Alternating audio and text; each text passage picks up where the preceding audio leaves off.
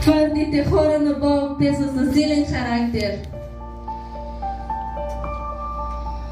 Твърдите и силните хора, дори да се провалят в нещо, те имат силата да се изправят. Вижте, приятели, какви са твърдите мъже и жени на Бог.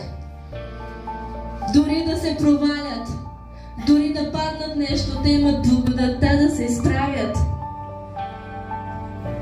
Наистина, бъди твърд човек. Какво е твърдият човек, когато минаваш през нещата, стоиш? Когато ти идват разни мисли, да не слушаш. Когато ти идва мисли да хулиш този брат, тази сестра, не трябва да го правиш. Когато ти идва мисъл да напускаш служението, да напускаш църквата, не трябва да го правиш. Но това са само твърдите хора. Твърдите, силните хора, дори да се провали, твърдите и силните хора, дори да са се провалили в нещо, те имат силата да се справят. Помнете Давид и Саул. Вижте, Саул беше слабият. Когато се провали, той се отказа. Но Давид беше силният. Давид попадна в грехове, но имаше благодат от Бог да се изправи. Имаше силата от Бог да се изправи, приятели. Насърчавам те да бъдеш Давид, когато се проваляш, да се изправяш. Когато си изкушен, да не се предадеш.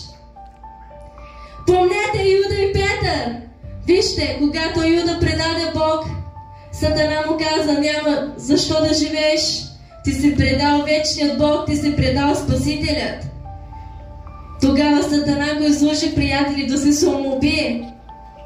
Вижте, точно тогава Юда послуша врагът.